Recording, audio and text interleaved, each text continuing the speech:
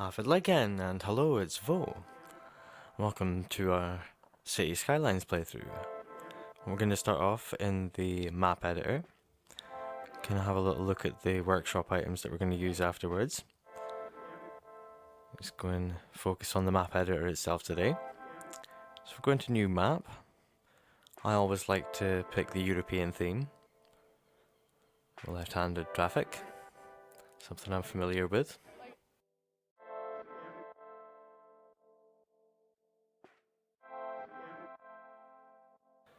Okay, so we're going to look at our requisites, things we're going to have to do to build a successful map. And if we zoom out, we can see the entire battlefield, as it were. So we need to work with these 25 squares that are in the dotted white line. If we look at our first thing, which is terrain tools, if we pick the second one, make sure that our terrain height is 0. Then we can form the seabed. We can rotate the camera by pushing down the scroll wheel on the mouse and moving left or right with the mouse. Rotate it round and just carve out a chunk for our sea. And try and make sure that it goes right over the white lines going into your play area, into your 25 squares. That way you've got room for a harbour. Now for your river, you want it to be between 2 and 300 in terms of your brush size for your width of the river. And you want to make sure that you're going right along the line in between two blocks. Now make sure that both blocks have access to water. That way you've got more versatility in which block you want to start on. We get to choose our starting square afterwards, but regardless of which one we started on, you should always have access to the river, so you want to make sure it's nice and straight. Down at the bottom you probably have to adjust it anyway, just have a small narrow river exit there into the sea. When we come back up, I'm going to come back up a fair amount out of the squares. Build a mountain here. It's going to be the source of the water for our river. I'm going to build up the river banks either side. So the standard terrain height is 60. I've got it set to 41 here when it should be 71. So I'm accidentally lowering the terrain rather than building it up, but I'm obviously unaware at this point. Go to the first terrain tool. It's just a straight up raise and lower terrain. If we go with our biggest brush size to start off with, we can form the guts of our sort of caldera shape. With the mountain from which all our water spews out. So if we do left click, it raises the terrain and right click lowers it. Got this tool with our different brush sizes. And we can adjust the height manually to just above 0. The first notch, that's the bottom of our river. Creates a sort of lake at the bottom for the water to spill into before going into the river. And we can use the third terrain tool, the soften tool, just to soften out our edges. Make it sort of more soft and weathered, rained upon. Hills rather than jagged edges.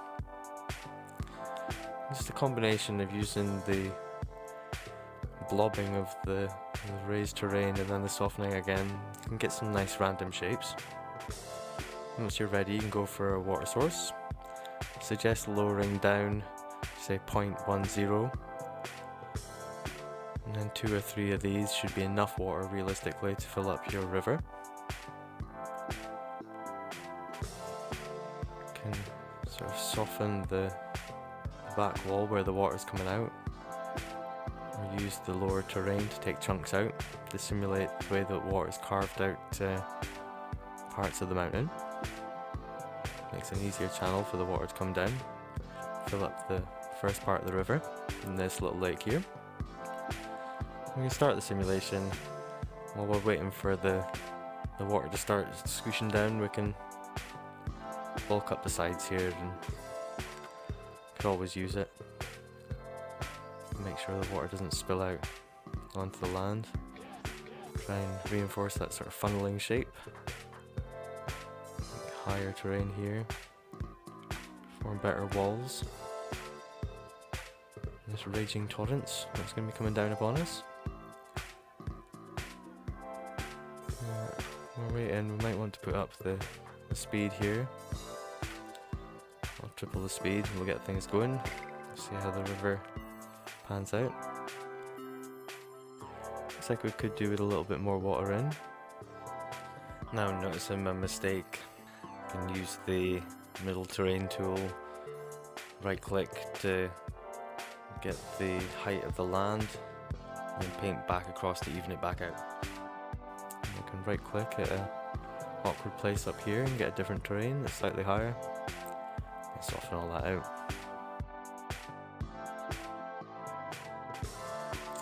Oh, we do seem to have water issues. Whether that's from excess sea or excess river, I'm not quite sure. Have a look. If we reset the water level, there's definitely sea going back into the river. I've just reset it, so we'll have to see how it goes. We don't want to put the sea level too low, because then the harbours, when we create them, there won't be enough, the water won't come in close enough to the coast for the ships. So we definitely want it at least sort of this high. And then we can add more water to the river, so it's exerting positive pressure out into the sea. So taking its time to fill up. Maybe one extra water source perhaps. Maybe two at the most. We'll try one more, we'll carve out a space right here. Nice and smooth. We'll see if just one more at 0.10 is going to completely fill it up. Might be too much. Might need to adjust it, switch it for a 0.05. Here at the entrance, I think if we create a shape here, more like a sandbar or something, it's going to sort of baffle the strength of the sea trying to come in and invade the river. There we go. So the pressure's going the right way now. So if we sort of smooth that out and do the same thing again, sort of reinforce this flow. Yeah, looking good. Maybe too much, maybe not enough. Certainly helps reinforce the volume of the river. When we get it just perfect, the river's going to be just right for us. And it's worth taking your time to make sure the water is in your favour, because if you get the water just right but it's not deep enough, your ferry's going to have a hard time bouncing around. You'll have a hard time putting all your ferry stops etc. at the right heights. Seems to be slightly too much water. You can raise and lower these, but this is only for if you've got water in a little dugout and you need to raise the water level so that it always spills out of that dugout into the next thing down. Build up the sides a little bit more. I don't think it's going to stop the flooding. I think we're definitely going to have to change the water sources.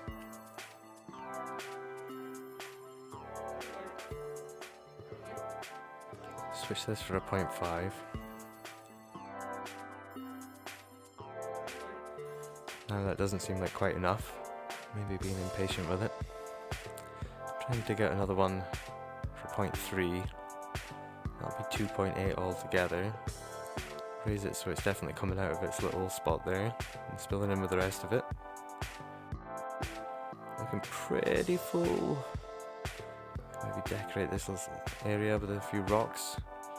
You can always get plenty of random rocks, caves, that sort of thing off the workshop, as well as DLCs.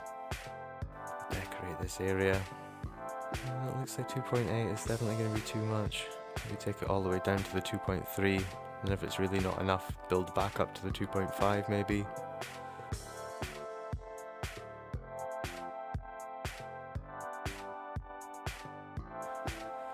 Yeah, so we'll take away the 0.5, back in with the 0.3, 0.03 that is. So we've got 0.23 altogether in terms of our water capacity. That seems to be just about perfect. So the river's nice and full. It's flowing quite quickly. No stagnant spots. Seems to be good. Once you get the flooding sorted out, and you've got that balance struck. It's just about decorating the edges. Again, you don't want to put the rocks into the water itself. Keep it on the edges on the land, otherwise you cause the displacement and then you have to rebalance your river again. Okay, that's that nicely decorated. And that should be our river and sea sort of dealt with. Guess we'll still have to put in the shipping lanes. So along with the little road icon is down the bottom. It's got our shipping lanes, our flight paths, and our roads. So we want to cover 4 connections. We've taken one from this side, and then up, that's 2, then parallel coming in, and then a nice U shape, we'll get out of there. That's 4 for our shipping. In terms of the roads, for highways coming in, you can just try and bring a highway in like this. But we're definitely going to do the more sensible thing. If we lay down our intersections first and then bring the highways out to the edges from them, we'll definitely guarantee a straighter line. In our interchanges, we've got this as a workshop item. This is Timbo's Turbine Exchange. Like I was saying right at the start of the video, you can click on workshop right from the start menu. You can go in, browse the workshop. There's things added all the time. Creations that people have made. I think this is still the most efficient interchange for getting people off the highway onto another highway or off the highway and into a roundabout into your city. So we're going to use this one. We're going to decide its placement. Don't want it too close to the edge. I think on the line, strafing 2 boxes right in the middle seems perfect. That way you've got plenty of room either side, north and south of it.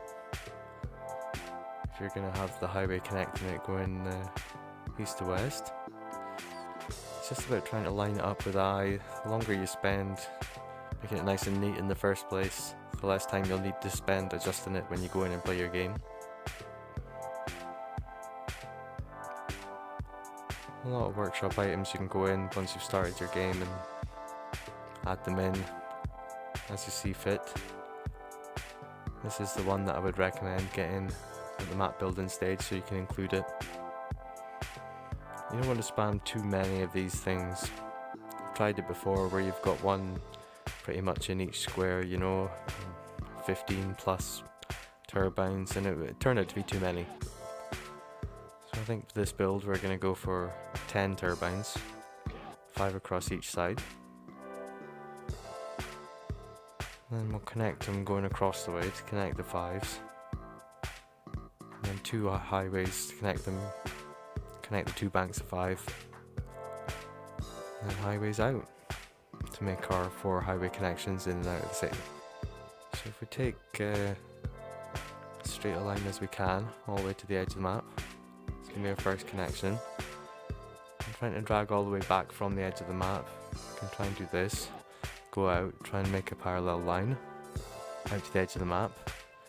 Then we've got both roads going the same way. So we need to go in, the upgrade tool. We need to right click, drag, change the direction of this road. So we've got one coming in the way and one coming out the way because they're one-way roads. That's the easiest and fastest way to go from the turbines out to the edge of the map. You find the last square won't upgrade to turn it around. It's annoying. Have to delete it. Come back in from the edge of the map. So it might be slightly faster to not go all the way to the edge of that second road. So we've got our 10 turbines. We've got our first connection. Just need to make 3 more connections and then connect up all the turbines. We'll have our highway system in place. That should be enough highways in and out of the area and in the area to keep all your trucks and people happy. Everything else you should be able to do with roundabouts and large roads, medium roads, small roads. So we've got that coming from this side as well.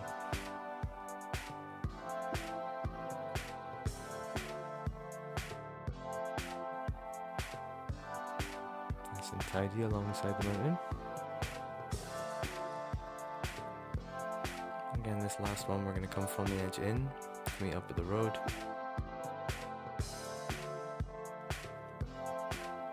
There we go, connection number 4. It's just a case of linking them up together. This will be the longest stretches of highway. But really easy to pop in once you've got the turbines in place, just like that. We'll have to make bridges over the river. Get the smoothest gradient in going up onto a bridge. You want to come out by exactly 1 unit. There's a little white marker. And the page up will take you 1 unit up.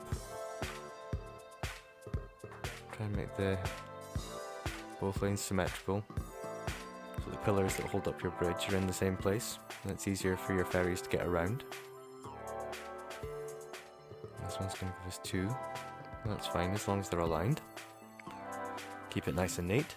So that should be our things in place. We can go to our starting square and change it. Up close to the mountain we've got highway access where the original one doesn't. I'm going to get into doing the trains. Come in from one edge, following the highway, and go up once we're in the play area so we can run roads underneath it if we need to. Get a nice curve round so we're not interfering with this turbine, leaving plenty of space for our road to come off this side towards the sea. We're creating a little S-bend. We're going to make a rail go right along the coast, so then when we get a cargo harbour, we get easy access. Just going to annihilate our lovely rocks that we put down there. It's in the name of industry and good rail travel. I'm going to come down here so we're at ground level, suggesting this can maybe be like a rail yard. If we change our mind and we don't want that as a placement later, we can always change it later. It's just a suggestion at the map building stage that we might want to have this as a sort of industrial area for the railroads. And then we can come back up again. Come right up to the edge here and guarantee that the next pillar is not going to intersect with the highway. Keep it nice and neat there, get over the highway. We can look at taking in a rail from over here. And perhaps meet up with that first rail. Again, we're going to come across the coast, get that little bit of coast that we've missed by going around the corner. Maybe we can come in and go down again, make a sort of parallel move to the other rail.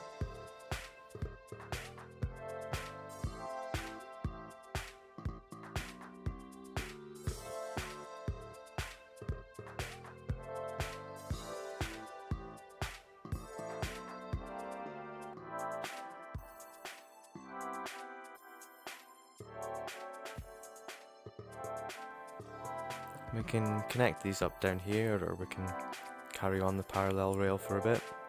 Ooh, fits so nice over there. I think we'll do that. Maybe bring them down the next bit of their journey. On the suggested sort of train station area. Bring in another rail right next to the highway here, nice and neat, and then go up as we go into the play area. Keep it out of the way.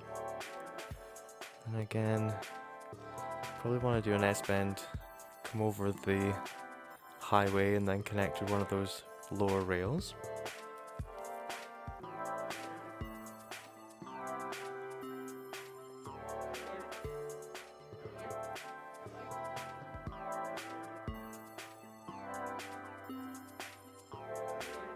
Good train access is important for getting people from outside the city into the city.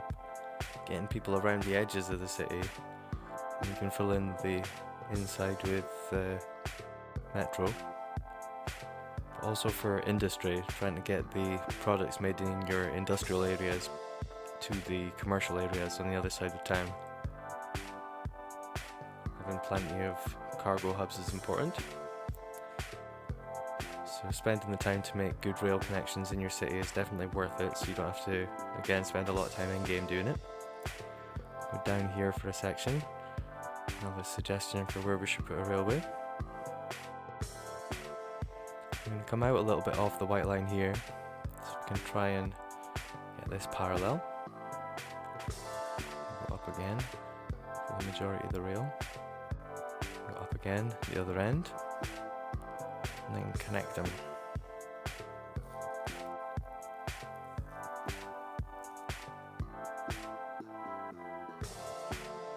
Connect these two lines over here. We could connect this up here. I don't think we need these double rails. And connect this further back. There we go. Connect this up here. Much neater. So down here we can just use the straight line tool to get a line off. Line here. And we can take that sort of parallel to the main square. This can go off to this side. That'll get us our last rail connection out of the city. Off to another one. And we can take a spare line off of that. Connect that up to our other rail.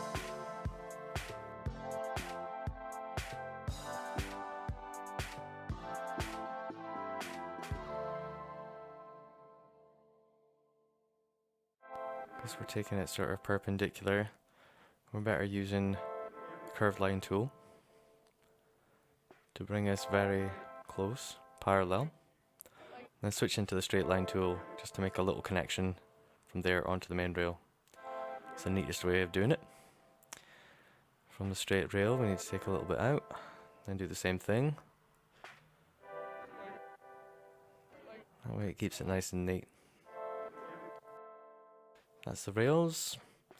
Just slap in some quick flight paths here. Maybe go north to south. Maybe we don't want too north to south. Can have one go in an L shape perhaps. Include this side. Bit of lettuce, there we go. Maybe the same up at the top as well. Have it go in a C shape, since we've got the other one going north to south. There we go. Now we've got flight paths in, we want to add in some natural resources. We've got 3 natural resources. We've got ore here for mining.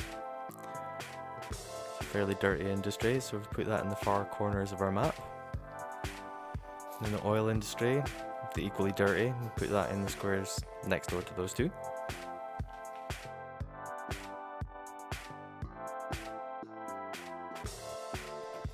And then forestry is slightly dirtier, I suppose, than farming, so we'll leave a space and we'll get some farmland in here. Farmland's a little bit more forgiving, so we'll maybe put it in between the dirtier industries. What we presume is going to be housing. I've done a little bit more farming over here as well. And then our 4th natural resource that's got its own panel is the trees.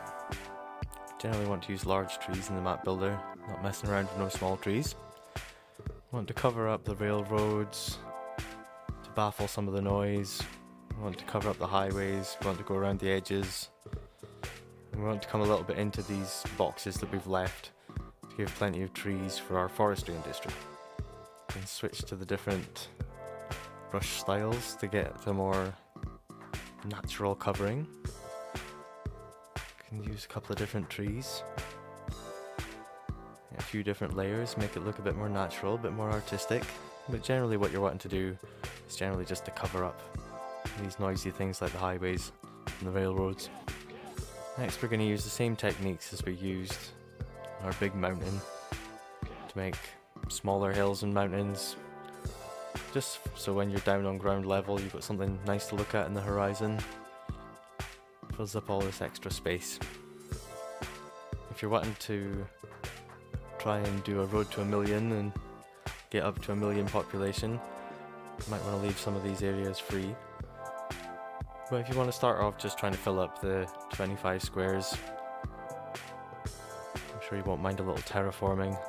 If you then decide to try and expand out beyond the 25 squares, there are mods that let you use the whole map. But just assuming we're going to play with the 25 squares, I think it's fine. Sort of fill out the surrounding area. Put some sand along the coast, along the beaches there, and then add in some nature points. Just where animals like deer and things like that spawn in the simulation. And it looks like we're done. We've covered up our grid. Maybe put a little variation in the terrain height, just so there's a little hilly areas.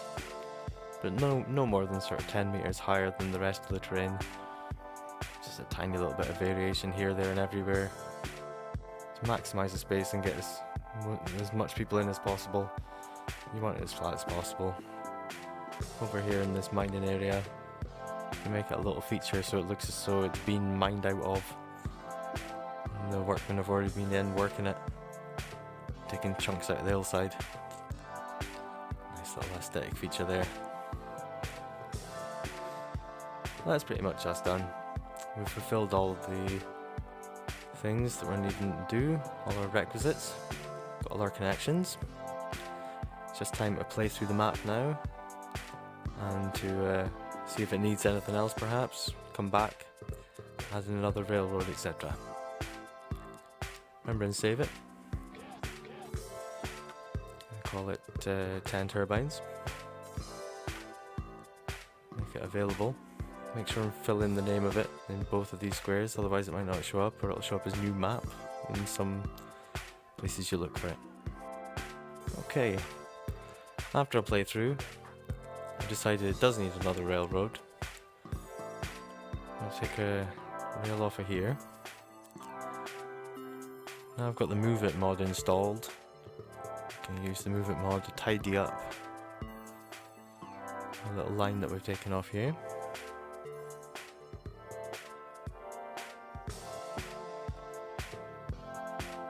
Just makes everything a little bit neater using the Move It mod. This is the line that goes off to the coast. I'm going to take a line off here. We're going to run it up straight up the side. So we've got another rail access running through our playable area. Here, we've got toggle snapping, turn everything off. And it's not automatically trying to jump to certain squares in certain places. And that's easier when you're in a tight spot, so you can get things popped in. Even if it's not perfect, again, you can use the Move It mod, tidy things up a little bit. Move It mod's one of those great things that's available on the workshop. We want the other end of our train track to come off here, basically. And create this line that's going to run along the back, or the top edge of the map, whichever way you see it. Just move it to tidy this up a little bit. That's that.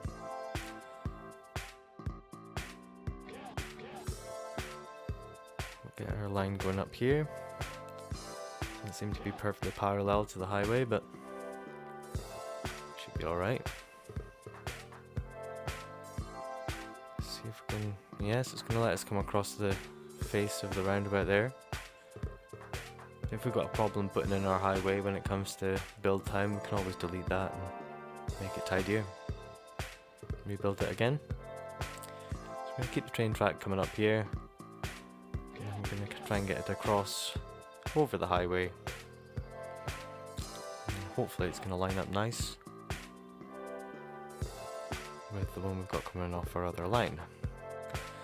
So yeah, the first playthrough I did, once I'd filled up these first squares along the top, I really wish I'd put a train line in. And the second time I did a little playthrough, I did put a train line in and it was very successful. So coming back to the map editor to fix that. Another thing that I noticed in my playthroughs, there wasn't a huge amount of trees along the edges and along the highways. There was still a bit of noise, and I still found that I was putting in trees along the highways just to baffle the noise a bit. So a couple of different types of trees, just reinforce the tree lines, add a little bit more in, a bit more dense sort of tree cover. More options for where we put our forestry areas as well. Didn't do a snapshot the first time, so we can have a thumbnail picture of the map. That was a mistake. We'll get that in, get that done, so it's easy. And rename our map 10 Turbines 2020, or Turbine City. That's maybe what we should call it when we play it through, which we'll do next time.